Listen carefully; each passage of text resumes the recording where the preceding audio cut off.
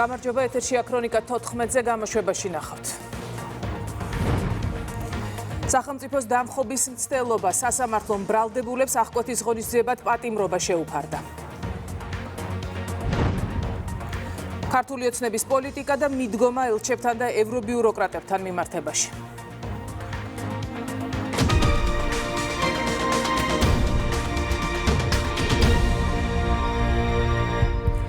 საქართველოს ქვეყანაში აკრედიტებული დიპლომატებისგან სამართლიან და ობიექტურ შეფასებას ითხოვს ამ მიზნით საგარეო საქმეთა სამინისტროში ელჩებთან შეხვედრა გაიმართა. შეხვედრის თემა იყო თვითმმართველობის არჩევნები და 4 ოქტომბერს ქუჩაში განვითარებული მოვლენები. შეხვედრის დეტალებს სოფო ბერიძე გაგვაცნობს.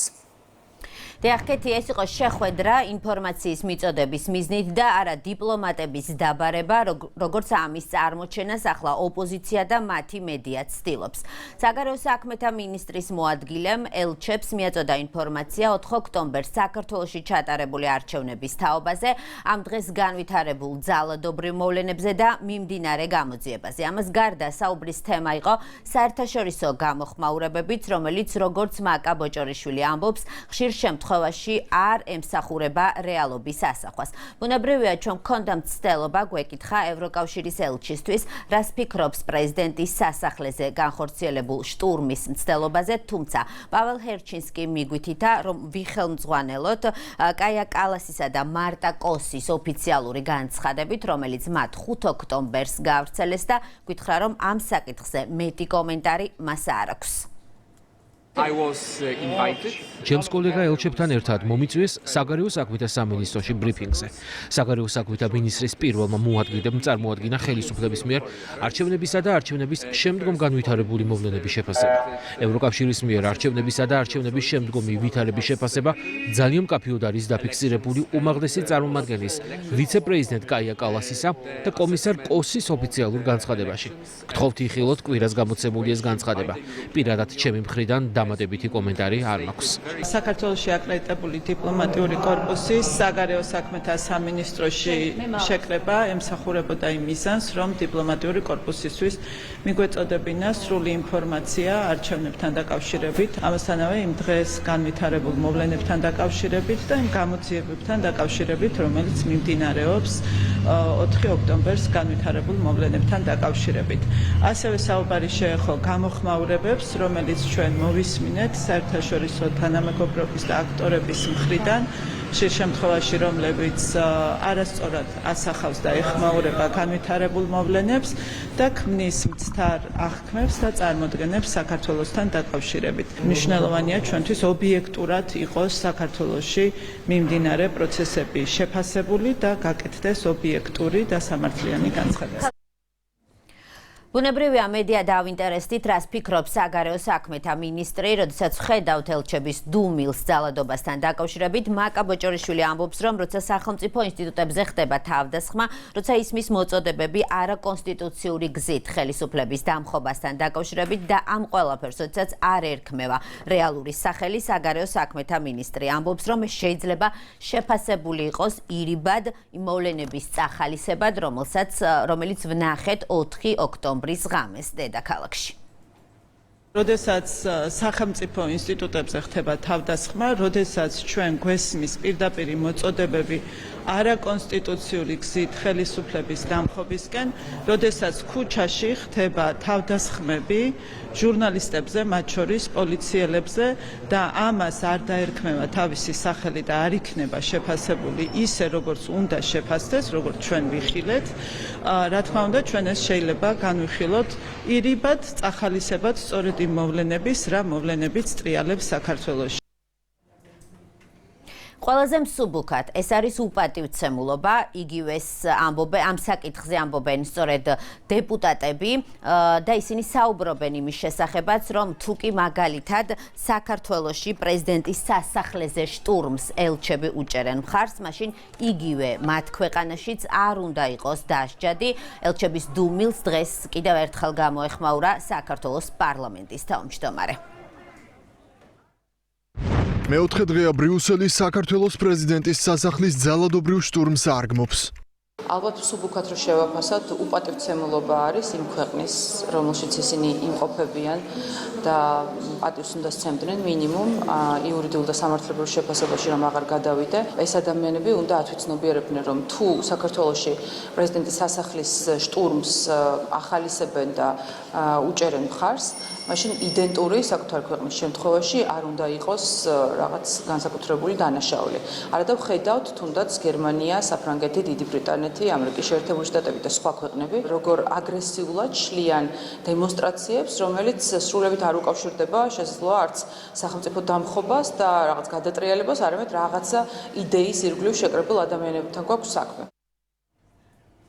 დღეს საგარეო საქმეთა სამინისტროში გამართულ შეხვედრაზე იმყოფებოდა თითქმის ყველა ელჩი ან საელჩოს წარმომადგენელი, ასევე შეხვედრაზე იმყოფებოდნენ საერთაშორისო ორგანიზაციების მისიების ხელმძღვანელები.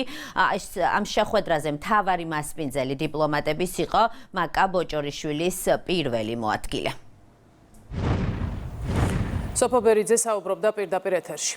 ელჩების თუ ევრობიუროკრატების განცხადებებმა და ქმედებებმა ევროკავშირთან და ევროპის ქვეყნებთან პარტნიორული და მეგობრული ურთიერთობები არ უნდა დაძაბოს. ასეთია მმართველი გუნდის მიდგომა. უმრავლესობის ლიდერის განცხადებით, საქართველოში აკრედიტებული დასავლელი, მათ შორის ევროკავშირის წევრი კონკრეტული ქვეყნების ელჩების ქმედებები გასცდა დიპლომატიურ საზღვრებს და სახელმწიფო შიდა საქმეებში ჩარევის აშკარა ნიშნებს შეიცავს. ამის მიუხედავად, ირაკლი კირცხალიას თქმით, ქართული ოცნება მოთმინების პოლიტიკას ატარებს და თავს იკავებს მკვეთრი გადაწყვეტილებების მიღებისგან, მათ შორის ამა თუ იმ ქვეყნის ელჩის გაძევებისგან. დიპსტეიტის გავლენით და დაკვეთით ჩვენი ქვეყნის წინააღმდეგ წარმოებული კამპანიის შედეგები საქართველოს ხელისუფლებამ და მოსახლეობამ საკუთარ თავზე გამოსცადა. ყველას კარგად გვახსოვს თავის დროზე როგორ არ მოგვანიჭეს ევროკავშირის წევრობის კანდიდატის სტატუსი, მაშინ, როდესაც კანდიდატ ქვეყნებს შორის ამას ყველაზე მეტად ვიმსახურებდით. გვახსოვს ევროპარლამენტის აბსოლუტურად უსამართლო და აბსურდული რეზოლუციები, რომელთა მიზანით საქართველოს სუვერენიტეტში უხეში ჩარევა, პროცესების რადიკალიზაცია და ხელისუფლების რევოლუციური გზით შესასვლელად ადგილობრივი რადიკალური ოპოზიციის მხარდაჭერა იყო. კარგად გვახსოვს ევროკავშირის წევრი მთელი რიგი ქვეყნების ელჩების და პოლიტიკოსების განცხადებები, რომლითაც ლამის პირდაპირ უჭერდნენ მხარს საქართველოში კონსტიტუციური წყობილების დამხობის მცდელობებს. გვახსოვს საქართველოს შიდა საქმეებში ევრობიუროკრატების უშუალოდ ჩართვის მცდელობაც, როდესაც ევროპარლამენტარები რუსთაველის გამზირზე ხელისუფლების წინააღმდეგ გამართულ საპროტესტო დემონსტრაციას შეუერთდნენ.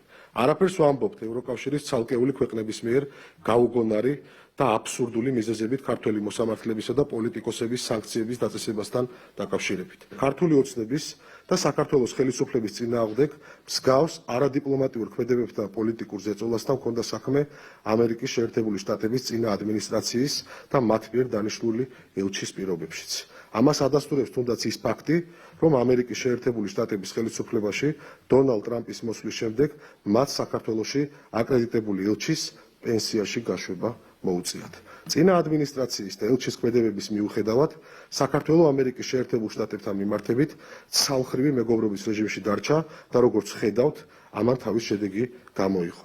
დღეს დონალდ ტრამპი ღიად აცხადებს, რომ ებრძვის დიპსტეიტს, შესაბამისად ველით, რომ ის გარკვეული პაუზა, რომელიც ჩვენი ქვეყნების ურთიერთობებში შეიმჩნევა და რომელიც უკვე დიდხანს გაგრძელდა, მალე დასრულდება და ამერიკის შეერთებული შტატები საქართველოსთან მიმართებით სწორ პოზიციას დააფიქსირებს. იმ ფონზე, როდესაც ვხედავთ, თუ რამდენად უჭირს დღეს ევროპას, რამდენად დიდია იქ დიპსტეიტის გავლენა, რამდენად რთულ ვითარებაში ჩააყენეს ევროკავშირის არაერთი ქვეყანა და ზოგადად ევროკავშირის სტრუქტურები, კონკრეტული ელჩების ქცევა ჩვენთვის გასაკვირი არ უნდა იყოს, რადგან ევრობიუროკრატია სწორედ იმ ქვეყნების წარმომადგენლებით კომპლექტდება, რომელთა ელჩებიც ასე უხეშად და არადიპლომატიურად მოქმედებენ საქართველოში. ყოველივე ზემოთქმულის გათვალისწინებით აშკარაა, რომ საქართველოს მოსახლეობის მოთხოვნა ამა თუ იმ ელჩის გაძევებასთან დაკავშირებით კონტრპროდუქტიული იქნება, მანამ სანამ ელჩების დანიშვნაზე დიპსტეიტის მართული ევრობიუროკრატია იღებს გადაწყვეტილებას. ჩვენი სახელმწიფო აღნიშნულ ქვეყნებთან ურთიერთობას წლების განმავლობაში აშენებდა და ავითარებდა. შესაბამისად, დიპსტეიტის მართულ ევრობიუროკრატიას არ მივცემთ საშუალებას, რომ ელჩების არადიპლომატიური ქმედებების გამო მიღწეული შედეგები სახელმწიფოებისა და ხალხების ურთიერთობის დონეზე გააფუჭოს. იქიდან გამომდინარე, რომ ადრე თუ გვიან ევროპაში deep state-ის გავლენა შესუსტდება, რისი ნიშნები მთელ რიგ ქვეყნებში და მათ მოსახლეობაში ნელ-ნელა იკვეთება, ვრჩებით სამხრივი მეგობრობის რეჟიმში.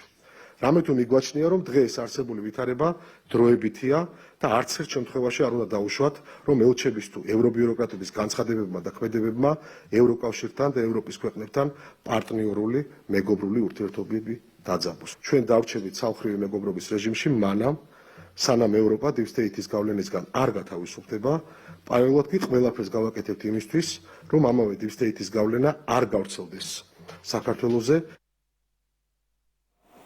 უმრავლესობის ლიდერის ამ განცხადებაზე პოლიტიკური შეფასებები კეთდება, რომელსაც მაკუნა აბულაძე გაგვეცნობს.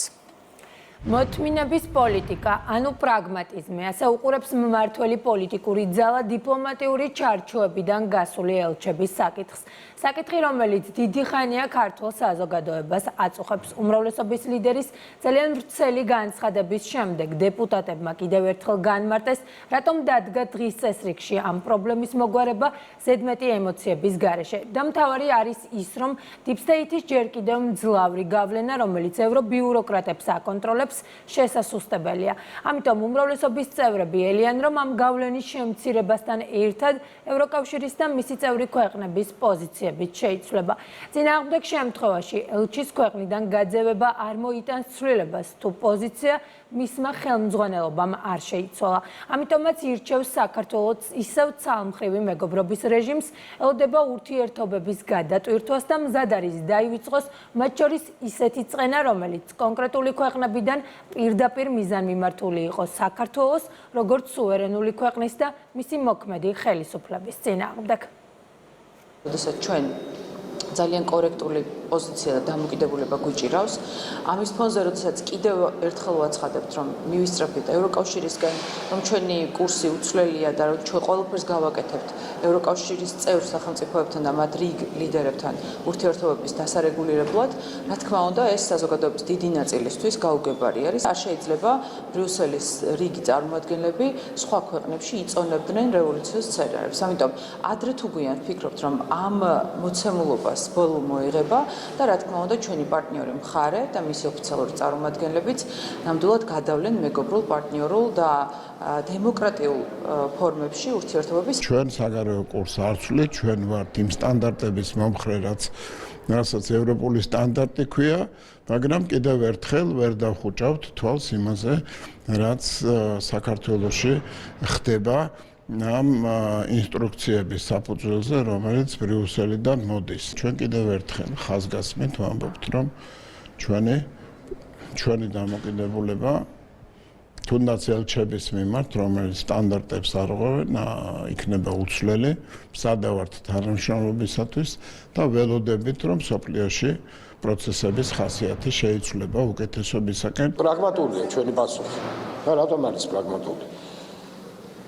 თუ გამომგზავნმა არ შეიცვალა პოზიცია, გამოგზავნილის შეცვლას რა აზრი აქვს? მეორე ისეც ან უარეს გამოგიგზავნეს, ხო?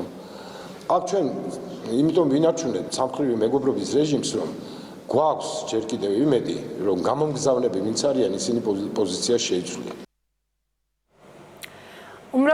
უმრავლესობის ლიდერმა განცხადება დღეს გააკეთა. ამ განცხადების მთავარი ადრესატი ის ლეგიტიმურად გაბრაზებული მოსახლეობა, რომელიც ასევე ლეგიტიმურად ითხოვს პოლიტიკოსებად გადაქცეული ელჩების ქვეყნიდან გაძევებას. მმართველი პოლიტიკური ძალის მკაფიო გზავნილი გაკეთებულია. საქართველო ინარჩუნებს ცალმხრივი მეგობრობის რეჟიმს და ელოდება deep state-ის გავლენებისგან თავისუფალ პარტნიორებთან ურთიერთობების ახალი ფურცლიდან დაწყებას. მადლობა მაკუნა აბულაძეს. საკალათო სასამართლომ მურთაზ ზოდელავას, პაატა ბურჭულაძეს, ირაკლი ნადირაძეს, ლაშა ბერიძეს და პაატა მანჯგალაძეს აღკვეთის ღონისძიებად პატიმრობა შეუფარდა. რა ითქვა სასამართლო პროცესზე, ამას გვეტყვის მარიამ ქართველიშვილი, ის პირდაპირ ეთერში გვერდება. ვერშემდგარი დამხობის საქმეზე ხუთივე დაკავებული მოსამართლემ პატიმრობაში დატოვა. შეიძლება ითქვას, რომ დღესაც ბრალდებულებს ურთიერთგამომრიცხავი პოზიციები ჰქონდათ. დავიწყოთ პაატა ბურჭულაძით. მან თქვა, რომ როდესაც ის მივიდა პრეზიდენტის ადმინისტრაციის შენობასთან, მას ღობე უკვე გადავარდნილი დახვდა. დაინახა, რომ ახალგაზრდები იყვნენ შიგნით და მათ გამოსაყვანად შევიდა ორბელიანის ტერიტორიაზე. რაც შეეხება პაატა მანჯგალაძეს, ის შეიძლება ითქვას, რომ დანარჩენ დაკავებულებს გაიმიჯნა, თქვა, რომ ორგანიზატორი არ ყოფილა ამ აქციის და ფოტოს გადაღების იქით არაფერი მაკავშირებსო. ეს არის ციტატა პაატა მანჯგალაძის რეპლიკიდან. რამდენიმე წუთის წინ გააჟღერა მისი პოზიცია სასამართლო პროცესზე. რაც შეეხება მურთაზ ზოდელავას, ზოდელავამ თქვა, რომ ემოციური ფონი იყო 4 ოქტომბრის აქციაზე, ის სამშობლოს გადარჩენას ცდილობდა და შეიძლება ითქვას, რომ პირდაპირ აღიარა, რომ ნამდვილად სასახლის ტერიტორიაზე შეიჭრა. რაც შეეხება დანარჩენ ირაკლი ნადირაძეს, მაგალითად, მან საკუთარი პოზიციაზე ცალსახად არ დააფიქსირა და პოლიტიკური განცხადებით შემოიფარგლა. საქმის პროკურორები ამბობდნენ და ითხოვდნენ ხუთივე ბრალდებულის მიმართ პატიმრობას, რადგან მაღალი არის მათი განცხადებით რისკი ხელახალი დანაშაულის ჩადენისა, ასევე მოწმეებზე ზეწოლისა და მტკიცებულებების განადგურებისა. როგორც უკვე გითხარით, რამდენიმე წუთის წინ მოსამართლემ მიიღო გადაწყვეტილება და ხუთივე დაკავებული პატიმრობაში დატოვა. ადვოკატები ამბობენ, რომ განსხვავებული პოზიციებით ბრალდებულების დაცვის სტრატეგიის აგება და შემდგომ წინა სასამართლო პროცესებზე ასე ვთქვათ, საქმის განხილვა არ გაუჭირდებათ. არანაირი ორგანიზებული ჯგუფი ან დაგეგმო ორგანიზებულად ძალადობის უბრალოდ არ არსებობდა. დიახ, პაატა მანჯგალაძემ რაც თქვა, ის იგულისხმა, რომ არანაირ ორგანიზებაში ის არ მონაწილეობდა, გარდა იმისა, რომ სხვა აქტიურ ადამიანებთან ერთად ისიც მოუწოდeda, როგორც მე, მაგალითად, ადამიანებს შვიდობიანი შეკრებისკენ ხელისუფლების კონსტიტუციურ ფარგლებში დასაბრუნებლად, მათ შორის ამ ხელისუფლების შესაცვლელად. ასე რომ არაფერი ამაში წინააღმდეგობრივი, არაფერი ამაში დანაშაულებრივი არ არის. რამდენიმე საათიანი პროცესის მიმდინარეობისას მოსამართლე ლელა მარინდაშვილმა რამდენჯერმე მოუწოდა დაცვის მხარეს ადვოკატებს, რომ პოლიტიკური განცხადებების მიღმა შეაფასონ სამართლებრივად სისხლის სამართლის ხმაურიანი საქმე და პოზიციებზე ისაუბრონ არა პოლიტიკურ კონტექსტში, არამედ სამართლებრივად. იყო მცირე შელაპარაკება პროკურორებსა და ადვოკატებს შორის, თუმცა საბოლოოდ, როგორც უკვე გითხარით, პოზიციებიდან მხოლოდ ლაშა ბერიძის ადვოკატ მოითხოვა გირაოს სანაცვლოდ გათავისუფლება, ასევე პასპორტის ჩაბარებისთვისაც მზად იყო ლაშა ბერიძე, თუმცა მოსამართლე ლელა მარინდაშვილმა მიიღო გადაწყვეტილება და ხუთივე დაკავებული პატიმრობაში დატოვა. როგორც უკვე გითხარით, შეიძლება თამამად ითქვას, რომ ბრალდებულებს ურთიერთგამომრიცხავი და განსხვავებული პოზიციები აქვთ. პირველი არსებითი სხდომა, სადაც მტკიცებულებებზე უნდა იმსჯელონ მხარეებმა 26 ოქტომბერს ჩაინიშნა 12 საათზე. ეს მარიამ ქართველიშვილი იყო. 4 ოქტომბერს თბილისში განვითარებულ მოვლენებთან დაკავშირებით დანაშაულში მონაწილე 13 ადამიანს პროკურატურამ ბრალი წარუდგინა, სულ 15 ადამიანია იდენტიფიცირებული, მათგან 2 მიმალულია. შინაგან საქმეთა სამინისტროში აცხადებენ, რომ საპოლიციო უწყება განაგრძობს საგამოძიებო მოქმედებებს დანაშაულის ჩამდენის სხვა მოქალაქეების იდენტიფიცირებისა და სისხლის სამართლებრივ პასუხისგებაში მიცემის მიზნით.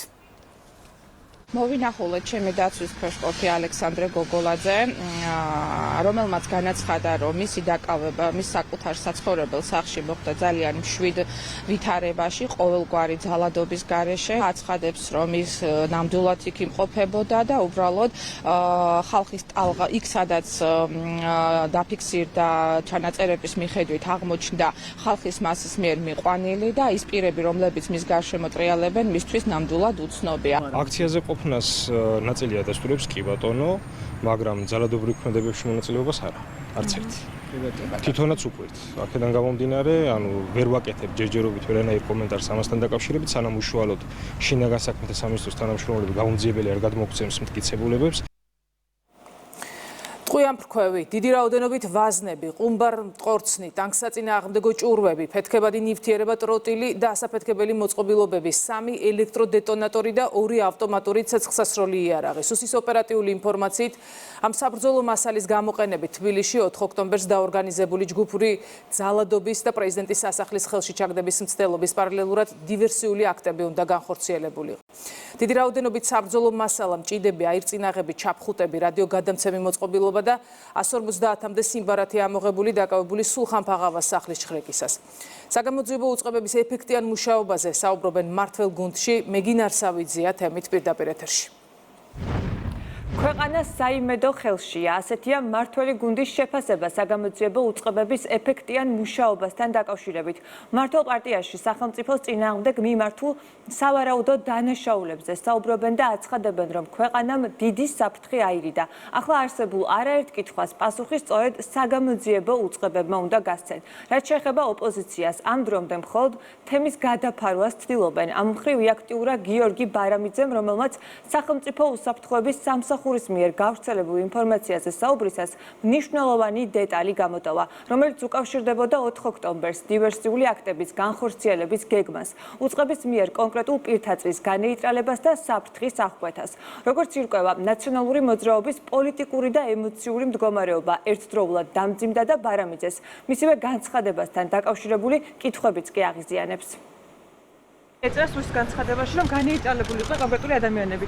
სპეციალურად გამოტოვეთ ეს ნაწილი განცხადებიდან. შეგიძლიათ გითხრათ? გლობალურად რო შევხედოთ, პრევენცია მოხდა კიდევ ერთი სახელმწიფო გადატრიალების მცდელობის, ხოლო კონკრეტულ ფაქტებს რაც ასახელებთ, მოხდა სწორედ აი ამ დივერსიული აქტების პრევენცია, რომელიც თანსდევს ხოლმე გადატრიალების მცდელობას. საზოგადოების მაღალი ინტერესიდან გამომდინარე, ყველა თითოეული უწყება ჩააყენებს საქმის კურსში ჩვენ საზოგადოებას, თითოეულ პოლიციელს, თითოეულ სპეცრაზმელს, სახელმწიფო დაცვის სამსახურის წევრს, სახელმწიფო უსაფრთხოების სამსახურის თანამშრომლებს, ყველას მინდა დიდი მადლობა მოუხადო, იმიტომ რომ ეს არიან ის ბიჭები, ის გოგოები, ის გუნდი, ის პატრიოტები, რომლიზეც დგას სახელმწიფო. რომელზეც დგას სახელმწიფო სუვერენიტეტი. ეს განკუთვნილი შეიძლება ყოფილიყო იმ საკრალური მსხვერპლისთვის, რომელსაც დიდი ხანია ეძებენ, ხო? დიდი ხანია დარდობენ მაკეინის ინსტიტუტიდან და სხვა ორგანიზაციებით დამთავრებული, რომ ამდენი მიტინგი ჩატარდა და ჯერ კიდევ მსხვერპლი არ გამოჩენილა, განკურნებულები არიან და თან ნაწყენები არიან. აი ამ საგრავლული მსხვერპლისთვის, პროვოკაციის მოწყობისთვის, თუნდაც ლოკალური აფეთქებებისთვის, რომელიც მსხვერპლს გამოიწვევდა, რომელსაც უნდა დაეძაბა მაქსიმალურად პოლიტიკური სიტუაცია საქართველოში, რომ ეციტყვიან ჩვენი სპეცსამსახურები და პროკურატურა, როდესაც ამის სრული მტკიცებულებები იქნება და ამას ყველა საჯაროდ გავიგებთ. დიდძალი ოდენობის იარაღი და ის საშუალებები, რომელიც დიდი ალბათობით უნდა გამოყენებულიყო თბილისის მასშტაბით სხვადასხვა კერების, ცეცხლოვანი კერების გაჩენისთვის, რა თქმა უნდა, უფრო და უფრო დაახლოვებდა მათ იმ მიზანთან, რასაც სახელმწიფო გადატრიალება ქვია და სამართალდამცავების მხრიდან აღმოჩენილი და პრევენცირებული აი ეს პროცესები კიდევ ერთხელ გვარწმუნებს, რომ ეს ქვეყანა საიმედო ხელშია, მათ შორის საიმედო ხელშია ძალოვნების მხრიდან, ვინც როგორც პრევენციის კუთხით, ასევე მყისიერად, საფრთხის წარმოშობის მყისიერად აკეთებენ რეაგირებას. პროკურატურამ ცეცხლსასროლი იარაღის, საბრძოლო მასალის, ასაფეთქებელი მოწყობილობის და ფეთქებადი ნივთიერების მართლსაწინააღმდეგო შეძენის და შენახვის ფაქტზე ერთპირს ბრალდება წარუდგინა. საგამოძიებო უწყებები მუშაობას აქტიურად განაგრძობენ. პირდაპირ ეთერში მეგინ არსავიძე საუბრობდა. პასუხისმგებლობისგან გაქცევა და დანაშაულისგან დისტანცირების მცდელობა. პოლიტიკოსები, რომლებიც 4 ოქტომბრის აქციის მხარდამჭერები და ხელისუფლების დამხობის მომხრეები იყვნენ, ახლა აქციის ორგანიზატორებს აკრიტიკებენ. ნინი გოგიშვილი ესაუბრა პოლიტიკოსებს და ის ახლა პირდაპირ ეთერში გვერდება. გუშინ მთელი დღის განმავლობაში მაყურებელს ვუყვებოდი თუ როგორ ცდილობდნენ ოპოზიციური პარტიები და მათი მოკავშირეები გამიჯნოდნენ ანტიკონსტიტუციურ პროცესებს. ის კი მათ დაიწყეს მას შემდეგ, რაც დამხობის გეგმა ჩავარდა და გრძელდება დღესაც. მათ სიაში არიან ნაციონალური მოძრაობის წევრები, ანუ იმ პარტიის წევრები, რომლებიც ჩავარდნილ გეგმამდე ისინი ღიად მოუწოდებდნენ საზოგადოებას, რომ დამხობის დაანონსებულ აქციას აქტიურად შეერთებოდნენ. ახლა კი ისინი ცდილობენ ამ პასუხისმგებლობისგან გაექცნენ და თავი აარიდონ.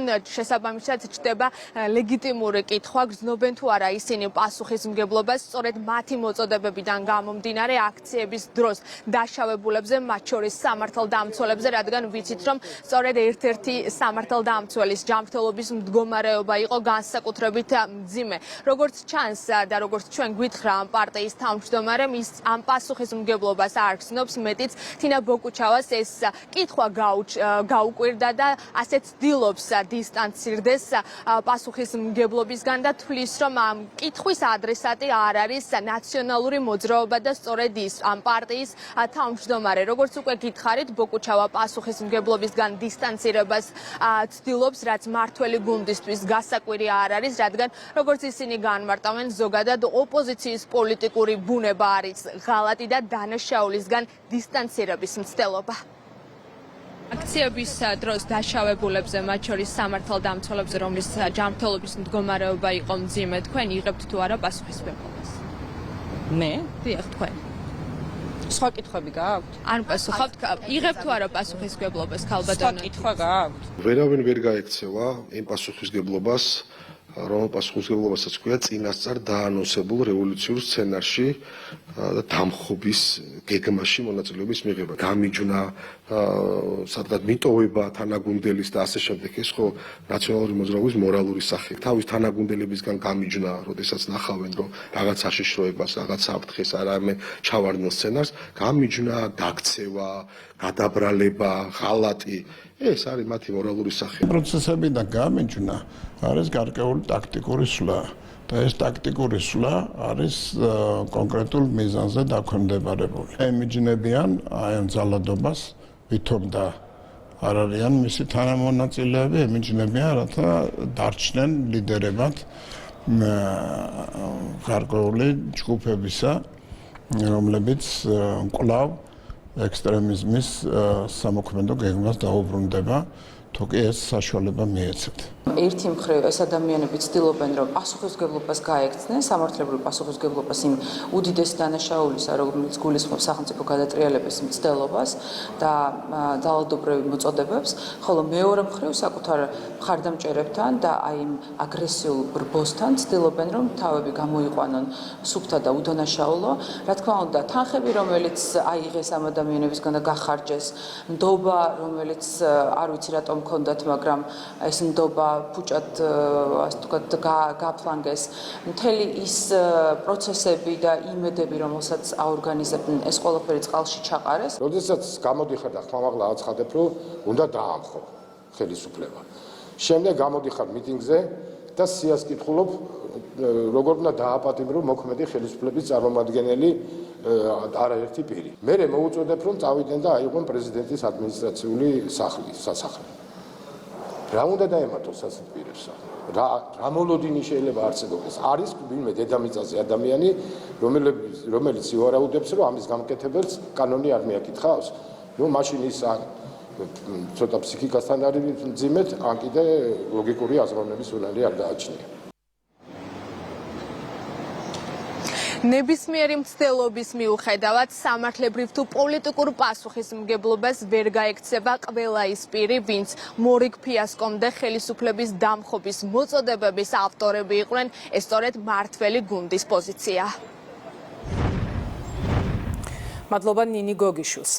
საქართველოში მეორე ფრონტის გახსნის მცდელობებზე და ჩავარდნილ სცენარებზე კიდევ ერთხელ ისაუბრა პრემიერ-მინისტრმა. მართლ გუნდში ამბობენ, რომ ამ გეგმის განხორციელებაში ჩართული იყვნენ როგორც გარე, ისე შიდა აქტორები.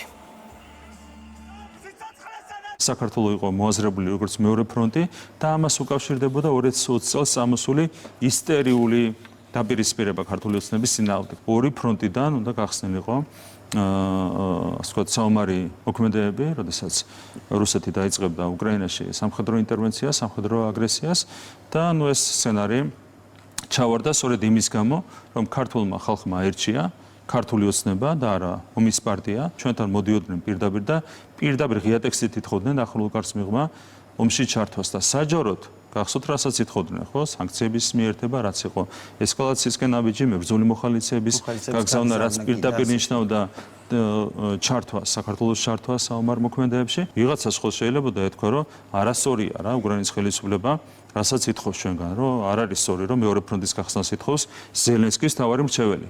ხო შეიძლება და ერთ კაცს მაინც ეთქვა. რატო არ თქვეს? იმიტომ რომ უცხოელი აგენტები არიან. არ დაგვავიწყდეს უკრაინის ქმედებები ელჩის გაწევა. არის სიგულისთვის, ხო? როდესაც ჩვენი ქვეყანა პირველი იყო ჰუმანიტარული დახმარების კუთხით უკრაინასთან, განცხადებები ჩვენი ქვეყნის მიმართ, რომ თურმე მოხალისეებისთვის სახელმწიფოს უნდა ეკირავებინა თვითმფრინავი და გაეშვა, რაც პირდაპირ ღიად ნიშნავდა ომში ჩართულობას. ეს ხდებოდა აი ამ აგენტურაზე დაყნობით ქვეყნის შიგნით და ეს ხდებოდა სწორედ იმ Deep State-ის აგენტურის, იმ ბიუროკრატების და იმ ხელდასმული პოლიტიკოსების დაწერილი სცენარების მხრიდან, რომელიც დღეს და ბოლო წლები უკვე პოლიტიკურ სცენარზე ღიად გამოვიდნენ. არავისთვის ასახსნელი აღარ არის, თუ რაოდენ დიდი იყო საფრთხე და დღესაც რამხელაა საფრთხე, რომ ჩაგვითრიონ იმ უბედურებაში და იმ სისხლის ზღვაში, რასაც ვხედავთ ჩვენ ევროპის შუაგულში. ისეთი მცირერიცხოვანი მაცხოვრებელი ქვეყანა, როგორც არის საქართველო და ისეთი მცირე ტერიტორიის მქონე სხვა ქვეყნებთან შედარებით, ამ მასშტაბურ ომში რომ ჩათრეულიყო, აქ ქვაქვაზე არ დარჩებოდა. თავისი პოლიტიკური შედეგები ჩვენი სახელმწიფოებრიობაც კი დიდი კითხვის ქვეშ დადგებოდა. აი ეს ავიცინეთ. ეხლა ეს ყველაფერი რას ნიშნავს? ათასობით ადამიანის სიცოცხლეს ნიშნავს. მარტო რაღაც პოლიტიკურ შედეგზე კი არ ვლაპარაკობ. განადგურებულ ქონებებს ნიშნავს. 10,000-ობით და 100,000-ობით ლტოლვილს ნიშნავს საქართველოსთან. აი ეს ავიცინეთ თავიდან. პროკურატურამ პოლიციის სიცოცხლის მოსპობის მცდელობის ფაქტზე ერთ პირს ბრალდება წარუდგინა. შინაგან საქმეთა სამინისტროს მიერ ჩატარებული გამოძიებით დადგინდა, რომ 5 ოქტომბერს თბილისში ქეთევან დედოფლის გამზირის მიმდებარე ტერიტორიაზე ბრალდებულმა პოლიციის თანამშრომელს პატრულ ინსპექტორს სამსახურებრივი მოვალეობის შესრულებისას სიცოცხლის მოსპობის მიზნით კისრის არეში ჭრილობა მიაყენა. სამართალდამცველებმა ბრალდებული იმავე დღეს დააკავეს. ბრალდება 16-დან 20 წლამდე თავისუფლების აღკვეთას ითვალისწინებს.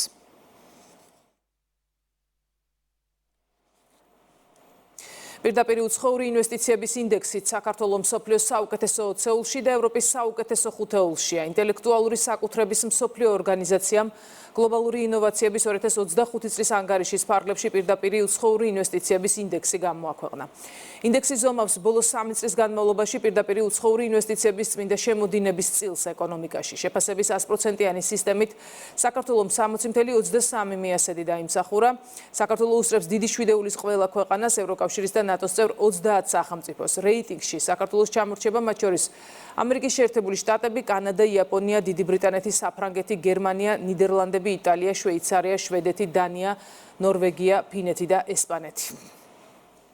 ეს მიუთითებს იმაზე, რომ საქართველოს გააჩნია მაღალი ეკონომიკური ზრდის პოტენციალი და არსებობს ეკონომიკური სექტორები, რომლის სწორი პოზიციონირების შემთხვევაში ჩვენ გვაქვს შესაძლებლობა დიდი რაოდენობის საინვესტიციო კაპიტალის მოზიდვა, პირდაპირ ინვესტიციის მოზიდვა ქვეყანაში. ჩვენი მთავარი მიზანი არის, რომ მაქსიმალურად შევძლოთ აღნიშნულზე კაპიტალიზაცია და მოვიზიდოთ ქვეყანაში გრძელვადიანი კაპიტალი, რომლის თავის მხრივ შექმნის ახალ სამუშაო ადგილებს და კიდევ უფრო უზრუნველყოფს ჩვენი ეკონომიკის სწრაფ.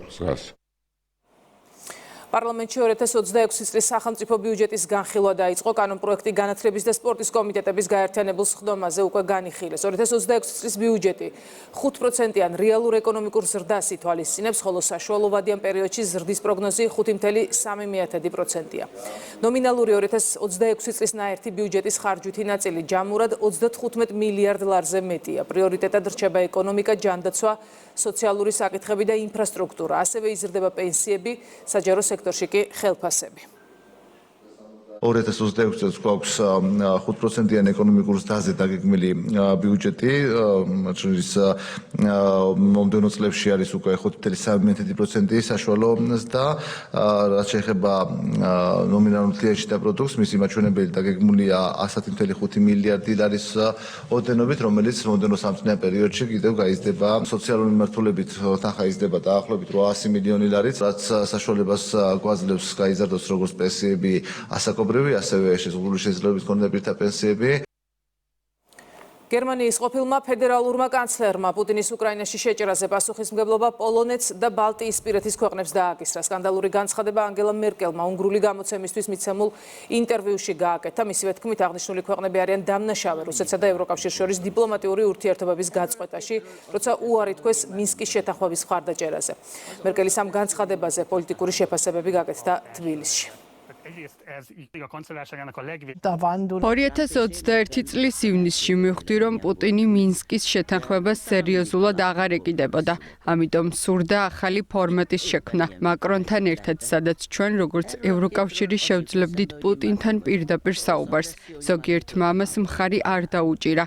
წინააღმდეგი იყვნენ განსაკუთრებით ბალტიის ქვეყნები, ასევე პოლონეთი. შიშობდნენ, რომ ჩვენ რუსეთის წინააღმდეგ საერთო პოლიტიკის შემუშავებას ვერ შევძლებდით. ნებისმიერ შემთხვევაში ეს არ მოხდა. მე კანცლერი აღარ ვიყავი და ომიც დაიწყო. კიდევ ერთი მხილება იმ ყველაფრის, რასაც ჩვენ ვამხელდით 2022 წლიდან. მნიშვნელოვანია აქ ბალტიისპირა ქვეყნები, რომ ბალტიისპირა ქვეყნები კარგად გვახსოვს თუ როგორი ამორალური საქციელით, ამორალური განცხადებებით გამოირჩეოდნენ ჩვენი ქვეყნის წინააღმდეგ, ხო? კარგად ხედავდით, როდესაც ისინი საუბრობდნენ რუსეთზე, როდესაც საუბრობდნენ ჩვენს ეკონომიკაზე და ისე ვთქვათ, ეკონომიკურ ურთიერთობაზე რუსეთზე, რა ხდებოდა მათი ქვეყნის მიმართ. რეალურად ესენი არიან სამწუხაროდ ჩვენი ეგრეთ წოდებული მეგობრები, ყოველგვარი სუვერენიტეტისგან დაცლილი ქვეყნები, პირდაპირ მნიშვნელობით, რომლებიც ვერ იღებენ ვერანაირ გადაწყვეტილებას, არიან პირდაპირ მიბმული იმ ბიუროკრატიულ ცენტრზე ბრიუსელში, საიდანაც მოდის დავალებები ესკალაციის გამო და მაქსიმალურად ცდილობდნენ ღიად და თავხედურად, რომ ეს მესამე ქვეყანაში თან თავის მეგობრად წოდებულ ქვეყნისკენ ესე ვთქვათ, წამოეღოთ ისრები. ვამბობდით, რომ Deep State არსებობს და გლობალური ომის პარტია, ხილიკით ამბობდნენ, რომ გამოიგონეს რაღაცა. სანამ არ განაცხადა ამის თაობაზე ამერიკის შეერთებული შტატების პრეზიდენტმა და დღევანდელმა ადმინისტრაციამ და ბრძოლა არ დაუწყო. ვამბობდით, რომ ბალტიისპირა ქვეყნების ხელით აკეთებენ პოლიტიკას, რომ ეს ომი გაღვივდეს და წინა პლანზე წამოწიეს ეს ქვეყნები და მათ შორის საქართველოშიც მათი ნაბიჯები ლიტვის, ლატვიის, ესტონეთის, პოლონეთის შედარებით ნაკლებად, მაგრამ მაინც არის ის, რომ ჩაგვითვლიან ომში, რომ აიცილონ თვითონ თქვათ იქ მეორე ფრონტის გახსნა თქვათ ბალტიისპირა ქვეყნებში, თუნდაც წყალს საუღია მთელი სამხრეთ კავკასია საქართველოს თამადობით და გადამწვარად. ამაზე რომ ლაპარაკობდით, ასევე ქილიკი მოდიოდა, რას ამბობთ, ეგენი ხო ჩვენი პირველი მეგობრები არიან. ახლა მერკელმა დაადასტურა ეს. განათლების მინისტრმა ვაკე საბურთალოს რაიონის ღვაწლმოსილი პედაგოგები დააჯილდოვა. გივი მიქანაძემ პედაგოგებს შესაბამისი სერტიფიკატები გადასცა და 27 ოქტომბერს მასწავლებლის ეროვნული პრემიის დაჯილდოების საზეიმო ღონისძიებაზე მიიწვია. მასწავლებლების დაჯილდოება ქვეყნის მასშტაბით ყველა მუნიციპალიტეტში, როგორც დედაქალაქში, ასევე რეგიონებში სამინისტროსა და ადგილობრივი ხელისუფლების თანამშრომლობით ტარდება. დავაჯილდოვეთ როგორც ვაკის ასევე საბურთალოს გამორჩეული ადამიანები, რომლებმაც ათეულობით წელი მიუძღვნეს სასკოლო ცხოვრებას და არაერთი ღირსეული თაობა აღუზარდეს ჩვენს ქვეყანას. დარწმუნებული ვარ, რომ ისინი ჯერ კიდევ ძალიან ბევრ ადამიანს აღზრდიან ამ ქვეყნისთვის ისევე სასახელოდ, როგორც ამას გასული წლების და ათწლეულების განმავლობაში აკეთებდნენ. ძალიან ბევრი ლამაზი დღე მქონია ცხოვრებაში, მაგრამ დღევანდელი დღე განსაკუთრებული. ხარია რომ 60 წლის შრომის შემდეგ აი ესე ფასდება შენი შრომა განათლების სამინისტროდან, მუნიციპალიტეტიდან და საზოგადოებიდან. ღმერთმა შემაძლებინოს, რომ ეს ღირსეული საქმე ვაკეთო სიყვარულით. ქრონიკაში ახლა რეკლამის დროა, რამდენიმე წუთში დავბრუნდებით.